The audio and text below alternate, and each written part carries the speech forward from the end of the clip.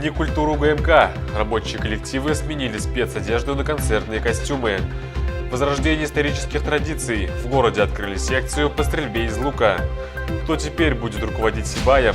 Совет депутатов единогласно утвердил новую кандидатуру. Об этом и многом другом вы узнаете в сегодняшнем выпуске новостей. В студии Милиш Бердин. Здравствуйте. Кандидатура на должность главы города утверждена. Решение об этом было объявлено на заседании Совета депутатов, состоявшегося сегодня в администрации. С кем подписан контракт и с какими пожеланиями новый руководитель приступит к работе, вы узнаете далее.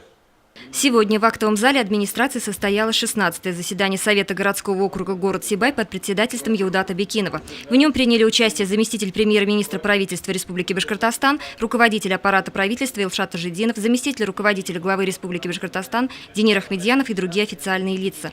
Главным и единственным вопросом повестки дня стало избрание и назначение главы администрации города. В соответствии с частью 6 статьи 37 Федерального закона об общих принципах организации местного самоуправления в Российской Федерации, лицо назначается на должность главы местной администрации представительным органом муниципального образования из числа кандидатов, представленных конкурсной комиссией по результатам конкурса.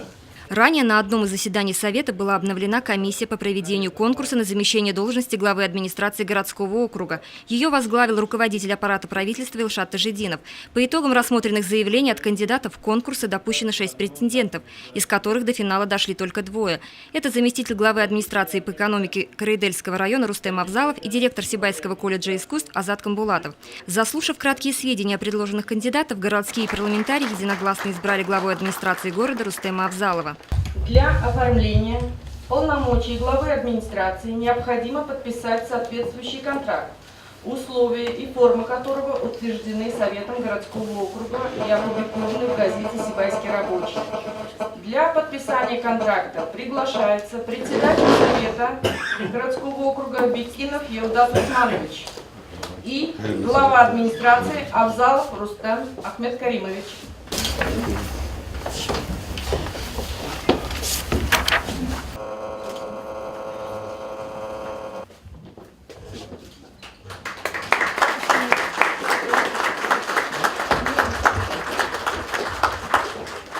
В завершение заседания Яудат Бекинов и Илшат Тажидинов пожелали вновь избранному главе Сибая продуктивной работы во благо города и его жителей.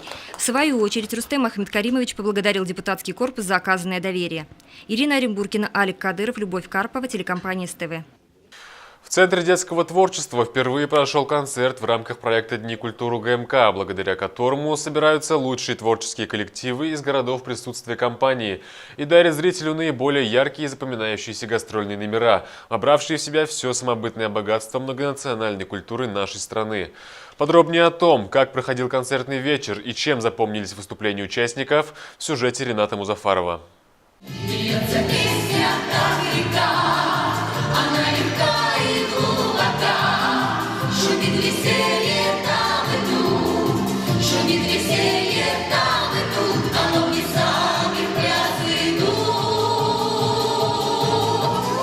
С первых аккордов зрители в зале Центра детского творчества погрузились в атмосферу праздника вокала, танца и эстрадных композиций. Свои зажигательные номера местной публике подарили лучшие творческие коллективы из городов присутствия компании УГМК Холдинг. Проект «Дни культуры УГМК» существует уже 12 лет. За это время, как комментирует руководство компании, профессионализм творческих коллективов вырос настолько, что назрела идея культурного обмена среди городов-участников. Во-первых, мы даем реализоваться тем творческим коллективам, которые с душой занимаются в тех коллективах, которые поддерживают предприятия компании. Мы даем себя реализовать. Во-вторых, мы показываем ту широкую географию, где расположены предприятия УГМК, знакомим жителей на тех отдельных территориях, что они являются частью большой семьи.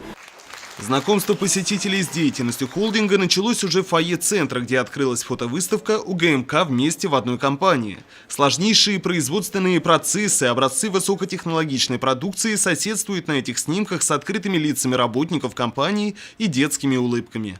Экспозиции, представленные на стендах, раскрыли все многообразие деятельности одной из крупнейших промышленных корпораций. Богатая география городов присутствия компании нашла свое отражение в концертной программе, участие в которой которые приняли коллективы из городов Шадринск, Медногорск, Ревда и Гай.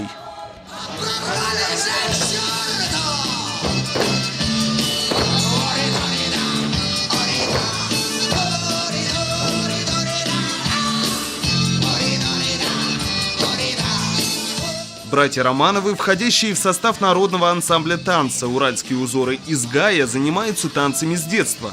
Рабочие специальности на горизонтах местного ГУКа, как признаются ребята, не только не мешает им заниматься хореографическим творчеством, но даже оправдывают подобную необходимость. С утра отработал, потом пошел танцевать. В ночь отработал, поспал, опять пошел репетировать. Наоборот, дает, наверное, какой-то духовный настрой. Удовольствие получаем от этого. Каждое выступление артистов, радушно подаренное местной публике, встречало бурный благодарный отклик в овациях из зрительского зала. Ведь, как отмечают организаторы, все эти таланты из народа, выращенные и достигшие профессиональных высот благодаря поддержке предприятий, входящих в холдинг.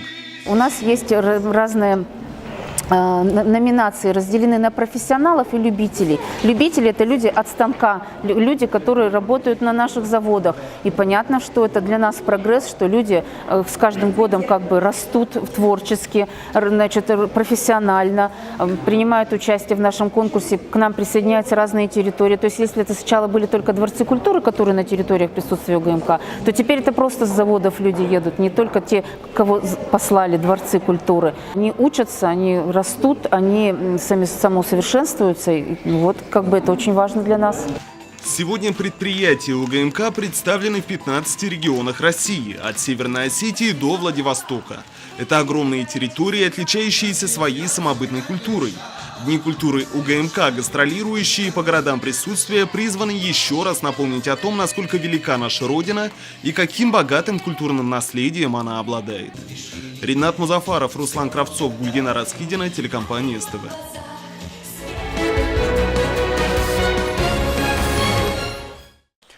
По всей республике в эти дни проводится профилактическая акция «А ты сможешь помочь?», приуроченная ко Всемирному дню памяти жертв дорожно-транспортных происшествий.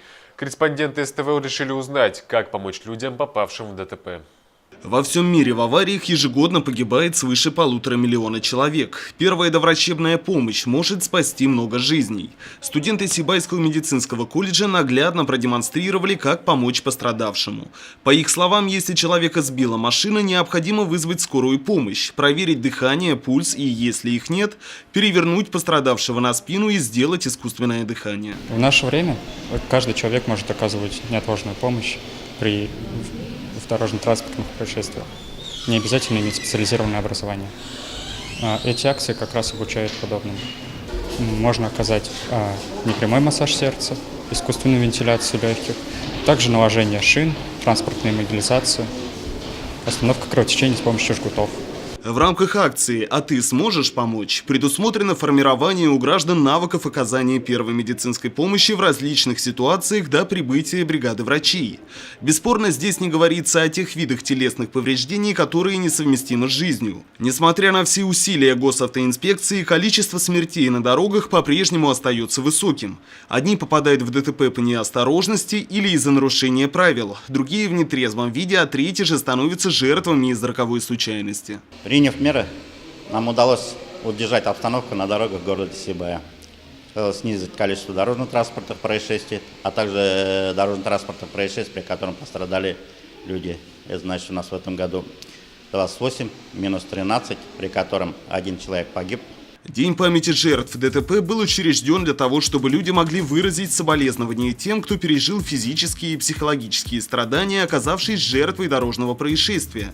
Именно сегодня, 20 ноября, во всем мире чтят память тех, кто погиб в результате дорожных аварий.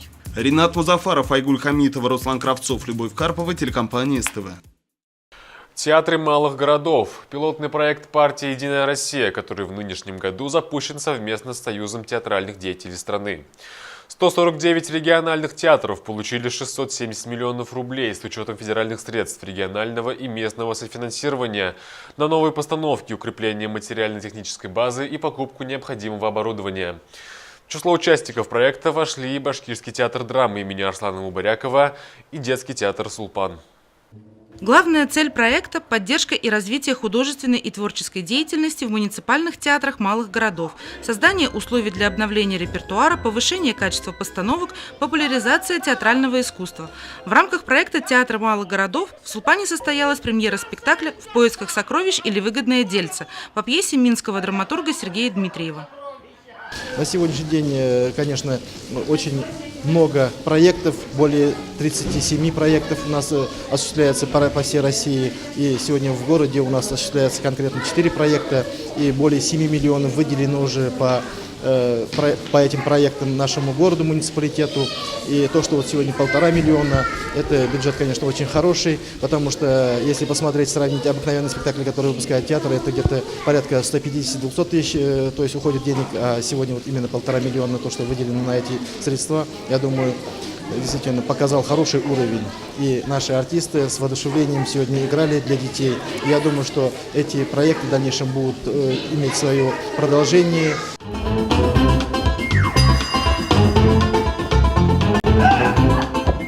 Невероятные приключения верных друзей Джонни и Билла в поисках пиратского клада, встреча с бродячим цирком и битва с призраками пиратов. Таков незамысловатый сюжет спектакля. Это не первая работа режиссера театра и кино из Москвы Наркас Искандаровой на сцене детского театра в Сибае. Всего в творческом багаже у режиссера-выпускницы Российской академии театрального искусства 5 короткометражных фильмов и 12 спектаклей, 6 из которых были поставлены в разных театрах республики. Мы благодарны «Единой России», потому что это очень важно, поддержка малых городов и поддержка именно маленьких театров.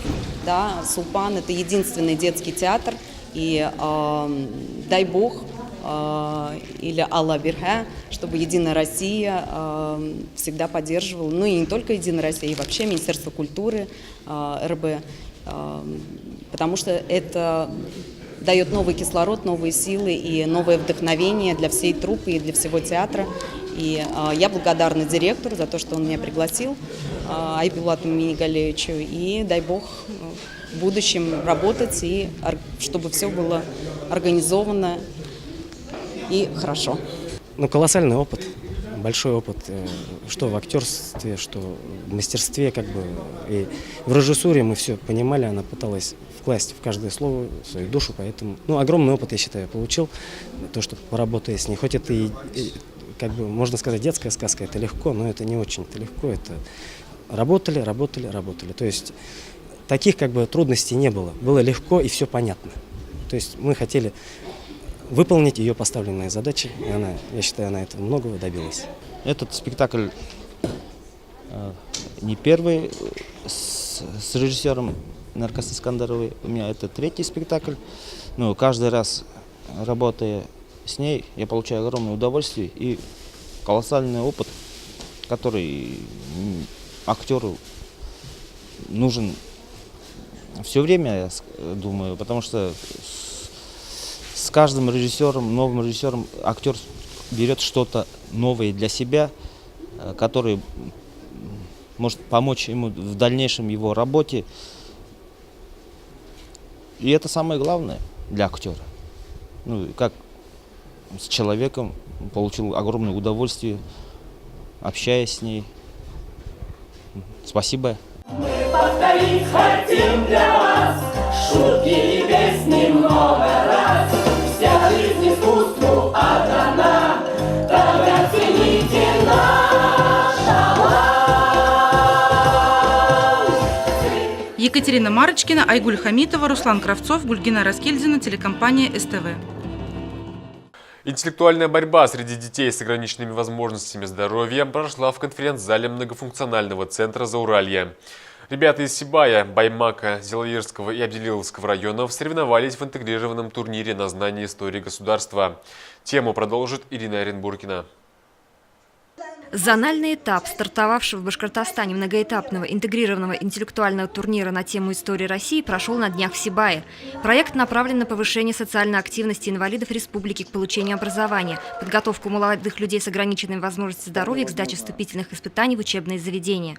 Башкирская республиканская организация Всероссийского общества инвалидов совместно с Минтрудом производит постоянный мониторинг проблем инвалидов.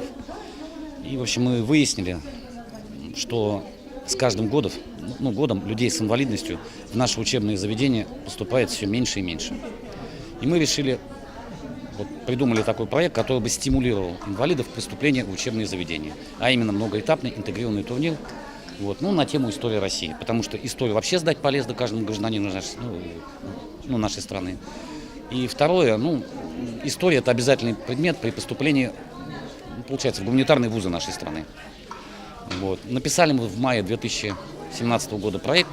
В турнире приняли участие 6 команд. Вопросы охватывали самые разные периоды истории России. Все они были неожиданные и вызывали жаркие споры и обсуждения участников. Реализация этого проекта начинается вначале в городах.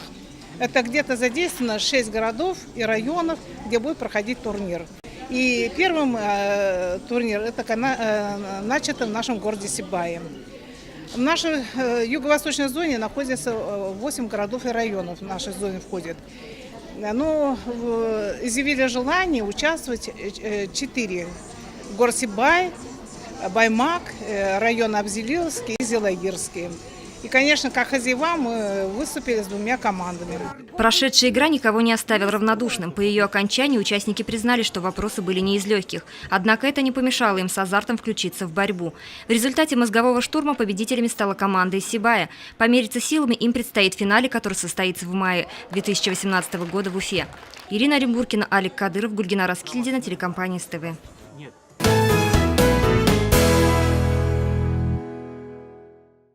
В городе активно развивается этносфера. Примером тому стало открытие секции по стрельбе из традиционного лука.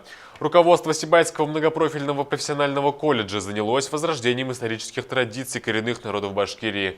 О том, как одевались башкирские лучники и для чего стрелку кольцо, в материале моих коллег. Стрельба из лука – древнейший метод добычи пропитания, также одно из точных оружий в военной сфере, начиная с конца каменного века. Лук относят к основным самым важным изобретениям человека, применение которого достаточно облегчило жизнь древним людям. А с появлением первых завоевателей стало ценным козырем в формировании новых государств и империй. На сегодняшний день стрельбой из лука вряд ли кого-нибудь можно напугать, но удивить однозначно. Либо человек в спортивной форме Adidas выходит и стреляет из лука, где совершенно ничего не колышет, какие-то его внутренние нотки, внутренние струны. Но когда человек примеряет на себя образ батыра, который был 200, 300, а то и 500 лет назад, тут, естественно, начнешь уже копаться, а почему, допустим, одеяние было именно такое, почему оружие было именно таким, почему воины вели себя именно так, и почему стрельба происходит именно таким образом, а не иным. В актовом зале Сибайского многопрофильного колледжа прошел семинар по военной истории зарождения и развития стрельбы из лука и всей окружающей сферы башкирских воинов. Лекторами выступили ведущий специалист по традиционным играм Республиканского центра народного творчества, директор автономной некоммерческой организации по развитию конно-верховой стрельбы и стрельбы из традиционного лука Мерген-Уксы Юлай Галиулин и его заместитель Денис Умитбаев, которые также занимаются стрельбой и привезли национальные костюмы башкирских лучников, военную амуницию, оружие, вкупе с интереснейшей военной истории региона до петровских времен. В Башкортостане уже 2-й год это дело мы продвигаем, развиваем, проводим турниры различные, то есть даже в августе месяце проводили турнир. И решили для Зауралья, для именно юго-восточной части Башкортостана, для нескольких районов провести мастер-класс, то есть обучающий.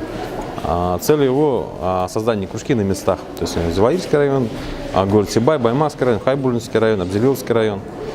Для этого мы здесь собрали людей. Традиционный башкирский лук – одно из самых удобных оружий, ведь его размеры настолько компактны, что позволяют батыру быть маневренным в любой локации, будь то лесистая, горная или открытая местность. На страницах российской истории и даже на устах уссесенов конные башкирские лучники стали прототипом мужества, отваги и скорости. Лучники всегда были, во все времена были элитой вообще, элитой у любого племени, у любого государства. Дело в том, что лучник это в мирное время он охотник, добытчик, то есть во время войны он и может оборонять, а может наступать. То есть благодаря луку и коннице мобильной, например, монголы смогли завоевать там почти всю Евразию, из-за того, что они быстро передвигались, быстро атаковали, быстро уходили. То есть поразить конного лучника практически невозможно. То есть он быстро подскакивает, стреляет, наносит и уходит.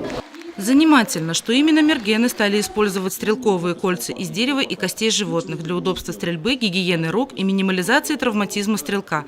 Причем именно эти кольца стали основополагающим фактором, чтобы башкирские лучники ускорили перезарядку стрел до максимума. Неудивительно, что враги боялись вереницы конных лучников, опасаясь мгновенной смерти целых военных групп от эффекта автоматической череды стрел. Факты из бытовой культуры военных нашего региона, что не найти на страницах учебников, можно теперь услышать из уст педагогов, которые будут возрождать традиционную стрельбу из лука среди учащихся колледжа, привязывать посредством спортивного интереса. В рамках мероприятия состоялись мастер-классы по мужскому народному костюму и по стрельбе из традиционного лука. Екатерина Марочкина, Руслан Кравцов, Гульгина Раскильдина, телекомпания СТВ. И в завершении. С учетом погодных явлений последних дней, самое время утепляться. И такая возможность представится уже завтра. В Доме молодежи «Мир» состоится выставка продажи шуб «Меховые традиции». Смотрите на шубы подруг и ждете, когда подарят? А зачем ждать? Вы легко можете купить ее сами. Магазин по всей России «Меховые традиции» заботится о том, чтобы любая женщина могла позволить себе покупку шубы. Для этого не нужно долго копить деньги, сильно экономить на себе или переплачивать огромные суммы по кредиту. Мы предлагаем взять шубу в рассрочку без переплаты и первоначального взноса. Стоимость шубы со временем не увеличится, проценты банку вам платить не нужно. А если удастся погасить рассрочку раньше срока, то стоимость шубы для вас получится еще меньше. Приходите на выставку «Меховые традиции» и выбирайте из 1000 шуб. Из меха норки, овчины, нутрии, каракуля, бобра, королевского рекса, енота, лисы, а также модные жилеты, дубленки и шапки. Также на выставке представлены новинки сезона 2018. Для настоящих ценительниц эксклюзива шикарные, благородные и изысканные шубы из норки Black Lama, производства Греции. А для модниц, которые следят за последними тенденциями моды, демократичные парки с меховыми отделками самых разнообразных цветов, от розового до хаки. Высокое качество продукции подтверждено гарантией и сертификатами. Каждое изделие имеет чип, а на некоторых можно найти красный ценник со скидкой до 70%. Не откладывайте на потом и не ждите, когда подарят. Просто приходите и купите шубу своей мечты. 21 ноября в Сибае. Дом молодежи «Мир» с 10 до 19:00. Такими были новости понедельника. Я желаю вам удачи, берегите себя.